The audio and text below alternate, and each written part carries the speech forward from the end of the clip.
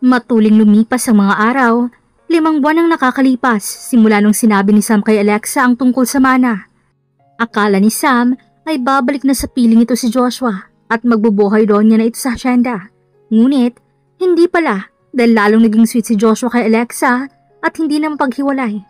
Nagmumukmok ngayon si Sam sa living room, hinihintay nitong magising ang mag-asawa na kagabi lang dumating galing sa 3 buwang bakasyon sa Palawan. Napatayo ng tuwid si Sam nang makita nitong magka-holding hands sa bubaba ng hagdan ng dalawa. "Good morning, Nanay Belinda!" Masaya at masiglang bati ni Alexa sa mayordoma. "Good morning din, Iha. Lalo kang naging blooming. Hiyang sa'yo ang pagbubuntis mo." "Talaga, Nanay? Maganda ako?" "Palagay ko din po, Nanay, kaya everyday akong blooming dahil sa pagmamahal na binibigyan ni Diyos sa akin araw-araw." Malambing na wika ni Alexa, inaasar niya si Sam na nakasimangot sa isang sulok. "Ikaw talagang bata ka, oh." Nakalagay na sa basket ang mga pagkaing dadalhin ng mag-asawa sa palayan. "Thank you so much po, Nanay Belinda. Ikaw, Sam, hindi ka ba magpapalit ng damit? Sa palayan tayo pupunta, maputik doon. Baka mag-dive ka sa putik kapag hindi mo pinalitan yung revealing outfit mo." Concern na paalala niya kay Sam. Oo, galit siya dito, pero ayaw naman niya itong magmukhang kahiya-hiya sa tubigan. "Alexa, anong problema sa outfit ko? Maganda nga eh. Hindi katulad ng suot mo. Balot na balot, nakabot at nakasalukot ka." Nakaismid na tanong sa kanya ni Sam. Nakasuot ito ng spaghetti strap sando at maong short na sobrang maiksi. Tinernohan ito ng black shoes na pang-hiking. Sinadya talaga nitong magsuot ng ganon para makita ni Joshua maputi at makinis itong katawan. "Okay, Sam, no problem kung ayaw mong pakinggan ng advice ko. Pero ikaw din, baka may makapasok na linta dyan dahil sa sobrang ikli ng suot mong shorts. But never mind, kamag-anak mo naman ng sila eh." Tumaas ang kilay na pamimintas na kay Sam bago niya binalingan si Joshua. "Honey, let's go! Kargahin mo kami ng anak mo papunta sa sasakyan. Ikaw naman, Sam, mauna ka na sa labas. Hindi yung nakaharang ka sa daraanan ng mga mag-asawa." "What? Sumusobra ka na, Alexa, ha? Umagang-umaga inaaway mo ako." Nanggagalaiti sa galit na sigaw ni Sam. "So what? I don't care kung galit ka. Sinabi ko naman sa'yo, diba? Hindi libre ang pagtira mo dito sa mansyon ko. At kung hindi mo ako kayang pakisamahan, pwede ka nang umalis ngayon din." Hindi nakaimik si Sam, humihikbi na pumunta ito sa garahe. Si Joshua naman ay kagatlabing kinarga siya nito. Alam niyang hindi nito nagustuhan ang kanyang pagtataray, pero hindi ito makapagreklamo dahil natatakot ito na baka alisan niya ito. Lula ng owner type jeep na pumunta sila sa palayan. Walang kahit na sino man ang gustong magsalita sa kanilang tatlo. "Magandang umaga ho, senyorito, senyorita." Magalang at sabay-sabay na pagbati sa kanilang mga magsasaka. "Magandang umaga rin po sa inyong lahat. Ngayon po ang unang araw ng pagtatanim ng palay. Sumama dito sa tubigan si Sam para tulungan kayong magtanim at..." "Ano? Nahihibang ka na ba, Alexa? Seryoso ka? Sa ganda kong to magtatalok ako? No way! Over my beautiful body. Hinding-hindi ako tutungtong sa putika na yan." Namimilugang mga matang sigaw ni Sam. "Sam, ikaw mismong nagpresenta na sumama dito sa palayan. At saka, binigyan na kita ng 3 buwan na palugit para umalis ka dito sa lupain ko. Pero matigas talaga ang mukha mo. Ayaw mong umalis dahil gusto mo talagang maging babae ka ng asawa ko. Tulad ng sinabi ko noon, hindi libre ang pagtira mo dito sa hacienda. Kaya naman ngayong araw, magtatrabaho ka na para makakain ka ng lunch mamaya." Alam niyang hindi marunong magtalok ng palay si Sam, pero gusto niya itong turuan ng leksyon para mabawasan ang kamulitahan at pagka-spoiled brat nito. "Ayokong magtalok. Josh, please." "Oscar, buhatin mo si Sam. Dalhin mo siya sa gitna ng tubigan. Bigyan mo siya ng binhi para makapagtanim na siya ngayon din. Bilisan mo kumilos, Sam, para hindi masayang ang oras." Seryosong utos niya dito. "Ano ba? Parang awa mo na, mister. Ibaba mo ako." Malakas sa sigaw ni Sam nang buhatin nito ni Oscar na parang isang sakong bigas. "Oh, Mommy, please help me. I don't deserve this. I can't take this rudeness anymore." Umiiyak na sigaw ni Sam habang binababa ito ni Oscar sa gitna ng tubigan. "Ma'am Sam, simulan mo na pong magtanim dahil kung mamaya ka ba kikilos, siguradong mangingitim ka gawa ng init ng araw dito sa gitna ng tubigan."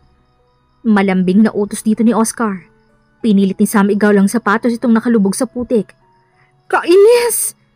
Napasigaw ito ng malakas nang ma-out of balance ito. Para itong dolphin na nakatahiya sa gitna ng putik. Hindi naman napigilan ni Oscar na tumawa nang makita nito ang nakakatawang posisyon ni Sam. Mr. Farmer, stop laughing! Umiiyak na saway ni Sam sa binata. Nagpilit itong tumayo, ngunit lalo itong napalubog sa putik. Oh, please, somebody help me! Malakas sa palahaw nito. Kitang-kita ni Joshua ang paglubog ni Sam sa tubigan. Nakaramdam ito ng awa sa dalaga dahil kahit papano ay naging magkaibigan naman silang dalawa. Tumayo ito para tulungan sana si Sam. Honey, where are you going? Nakatikos ang kilay na tanong dito ni Alexa. Tutulungan ko lang si Sam. Kawawa naman kasi. Sige honey, tulungan mo si Sam para dalawa na kayong magtalok. Subukan mong pumunta doon sa gitna ng tubigan, Joshua. Maghapon kayong magtatalok ng pali ng babaeng yan. O baka naman Joshua, nagpapalusot ka lang. Dahil ang totoo, gusto mong makahawa kay Sam. No, Alexa. Imposibleng mangyari yung iniisip mo. Gusto ko lang talagang makatulong. Nauubusan ng pasensya na pangangatwirin ni Joshua. Kabadong napahilot ito sa batok na kapag hindi nito sinunod ang utos ni Alexa ay mag-aaway na naman sila. Joshua, what are you waiting for? Bakit hindi mo na ituloy ang plano mong tulungan si Sam? Pagkakataon mo na to para maiparamdam mo sa kanya ang iyong pagmamahal. Nakakainsultong saad ni Alexa. Kanina pa siya naiinis dahil ramdam niya ang pagkabalisa ni Joshua dahil sa kalagayan ngayon ni Sam. Nagbago ng isip ko. Tsaka palagay ko naman, tutulungan ni Oscar si Sam na makabangon sa putikan. Hindi niya pinansin ang sinabi ni Joshua. Nakatutok ang mga mata niya kay Sam na nanatiling nakahiga sa gitna ng palayan. Kanina pa si Oscar naaawa kay Sam. Kung hindi lang dahil sa utos ni Alexa, hindi nito dadali ang dalaga sa gitna ng tubigan. Hindi na nakatiis si Oscar, pinasan nito si Sam. Dinala nito sa poso ang dalaga. Kainis! Ang baho ko na! Amoy kanal na ako. Tapos grabing kahiyang inabot ko ngayong araw. Umiiyak na himutok ng dalaga. Umayos ka ng upo sa puso para mapaliguan kita ng maayos. Sinunod naman ni Sam ang sinabi ni Oscar. Mabuti pang binatang to. May pakialam sa akin. Bulong ng isip niya. Binanlaw na maigi ni Sam ang putikan nitong katawan at nilabhan din ito ang suot nitong sapatos. Pagkatapos maligo, may nakita itong dalawang maitim na hayop. Malambot yun, nakadikit sa hita nito. Medyo makati yun. Pilit nitong tinatanggal ang bagay na nakadikit sa balat nito. Pero kahit anong kuskus nito, ay ayaw talagang matanggal. Oscar, ano to? Alin? Itong maitim na bagay na nakadikit sa hita ko. Lingka yun, Sam. At delikado yan. Hanggat may dugo na makuha sa iyong mga yan, hindi sila bibitaw. Kinilabutan si Sam at nagtayuan lahat ng balahibo nito sa katawan. Oscar, seryoso ka ba? Ito talagang linta? Ikinumpara ako ni Alexa sa malit na insektong to. Hindi makapaniwalang tanong nito sa binata. Sam, huwag mong hamakin ng linta dahil nakakamatay. Huwag kang malikot. Tatanggalin ko na. Kinuskus ni Oscar ng sabon ng binti ni Sam kaya kusang natanggal ang linta. Thank you so much, Oscar. Sa kauna-unahang pagkakataon na bigkas ni Sam ang salitang salamat. You're welcome. Sam, tumayo ka na. Uuwi na tayo para makabihis ka. At magkahawak kamay silang umalis sa paliguan. Kanina pa naiinip si Alexa, gusto niya nang umuwi. Pero si Joshua, nakamasid pa rin sa palayan. Honey, umuwi na tayo. Hapon na, inaantok na si baby. Teka lang sandali. Tatawagin ko lang si Sam. No, Joshua, wag mong tawagin si Sam. Hindi natin siya isasama pa uwi. Matanda na siya. Sigurado akong nasa mabuti siyang kalagayan ngayon. Pero walang sasakyan si Sam pa uwi. Tsaka hindi niya alam ang daan pa uwi sa mansyon. Wow, Joshua ha? Alalang-alala ka kay Sam. Ay samantalang hindi naman siya mapapahamak dahil nandito siya sa loob ng asyenda at kasama niya ngayon ang pinsan mong si Oscar. Joshua, kung hindi ka talaga mapalagay dahil iniisip mong babaeng yon, ay uuwi na ako. Maiwan ka dito sa gitna ng bukid. At take note ha, dito ka matulog mamayang gabi. Lexa naman, umiral na naman yung pagkamasungit mo. Galit ka ba? Nagsiselos ka ba? Alam mo na pala Joshua, nagsiselos ako eh. Pero bakit pa ulit-ulit mo pa rin binabanggit si Sam? Sorry na honey, pangako hindi ko na babanggitin si Sam. At hindi ko na siya titingnan para hindi ka na mainis. Talaga? Promise yun Joshua ha? Dahil kapag binali mo yung promise mo, hindi na talaga ako maniniwala sa'yo. Honey, Masyado namang mainit ang ulo mo. Honey, buhatin mo na ako papunta sa sakyan. Walang nagawa si Joshua kung hindi buhatin si Alexa ng pa-bridal style sa gitna ng bukid. Medyo naiinis ito sa ugali ng asawa. Ngunit hindi ito makapagmaktol dahil nga buntis ang kanyang asawa. Kapag sinusuway niya ang gusto nito, lalong nagagalit. Parang dinuduwi naman sa ulap ang pakiramdam ni Alexa. Tuwang-tuwa siyang nakayakap sa leeg ng kanyang asawa. Pakiramdam niya, nanalo siya ng mega jackpot sa loto dahil lahat ng utos niya ay sunod ngayong araw. Mabait naman siya at mapagkumbaba sa kapwa. Kaya lang naman siya nagsusungit dahil kay Sam, hindi niya matagalan ng kamalitahan nito. Honey, bumangon ka na. Kaninang umaga pa niya ginigising si Alexa, ngunit ayaw talaga nitong bumangon. Ngayon lang niya napagtanto na totoo ngang mahirap kapag ang asawa ay buntis dahil palagi itong tulog, pagkagising naman ay kakain at mangungurot tapos tutulog ulit. Joshua, mamaya na ako gigising. Inaantok ba ako eh. At saka, ayaw pang gumising ng anak mo. Tulog pa rin. Hindi ko pa siya nararamdamang sumipa eh. Napapikit ang mga mata na pabulong na saan ni Lexa. Pero check up mo kaninang umaga. Pero hindi ka nakapunta dahil tulog ka nga. Kaya ngayong hapon tayo pupunta sa ospital para ma-check ni doktora ang health condition ninyong dalawa ni baby. Tsaka sabi ng mga matatanda sa asyenda, mahihirapan ka raw mga anak kapag tulog ka ng tulog. Tapos, mamanisin ka raw kapag lagi kang tulog. Malakas kumain at hindi nag-exercise. So anong ibig mong sabihin, honey? Mataba ako? Tanong sa kanya ni Alexa. No, hindi ka mataba. Nadagdagan lang ng konti ang timbang mo. So, totoo nga? Chubby ako? Mataba? Pangit na ako, di ba? Nangangamatis ng ilong ko. May konting bilbil na ako. Ang balakang ko, ang lapad na. Joshua, pangit na ba ako? Hindi mo na ako gusto? Araw-araw napapakamot na lang talaga ang binata sa kanyang ulo. Ginigising lang naman niya si Alexa nagdadrama na agad ito na akala mo ay sobrang laki ng kanyang problema. Honey, hindi. You're not fat. Hindi ka rin pangit. Ang ganda mo nga ngayon, buntis ka eh. At tumaba ka man ng konti dahil yun sa baby na nasa loob ng tummy mo.